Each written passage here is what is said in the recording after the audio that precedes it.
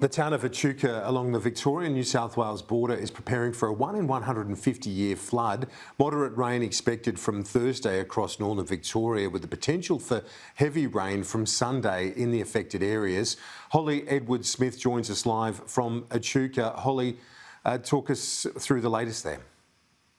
Preparation around Echuca looks very different. We spoke earlier with residents who lived on Darling Street, particularly on the northern end, the New South Wales border side, where they've been told by SES and the local council that they won't be saved by a 2.5 metre levee that's being built. So we've gone a little bit further into town to this property, and it's on the banks of the Murray River. There are some houseboats behind me, and we've been told by residents here that normally that drops down at least 10 metres. So where we can see the water currently on the same level as the ground I'm standing on, it's normally a big drop to a bank of the Murray River there. We've been graciously allowed inside this property, which was here in the 1993 floods, which got about 95 or just under. And as you can see, they're doing some DIY preparations that have been in works for the last 2 or so weeks. In fact, something quite spectacular that they've done and started to build, I'll take you over here, is what's effectively a moat around most of the property. You can see some of it here, and particularly over this way.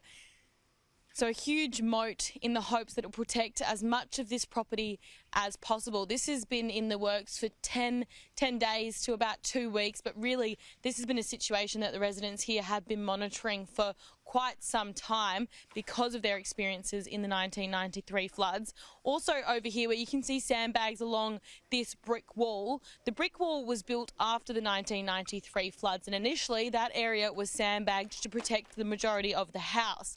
And after the 1993 floods, the homeowner thought, right, I'm never sandbagging again. I'm going to build this brick wall. And now with the predictions that this could be a flood that sees the Murray rise to levels not seen since 1870, they've had to put more sandbags on. So we have been told by the resident here that it's likely that this brick wall will be built up again once the cleanup continues. And lastly, I'll take you over to this side where they've been monitoring levels. So last time the pool that they have around the corner was completely swamped. That's the height of the shed.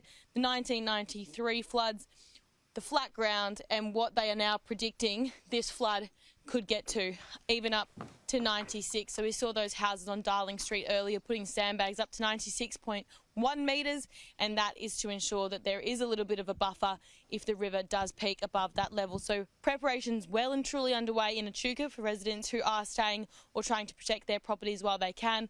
It is expected that the Murray will peak in the next 48 hours, but there is an evacuation order in place. So anyone who's not looking to stay in Echuca over the next 2 days is being asked to leave now while it's safe to do so before any more roads get cut off.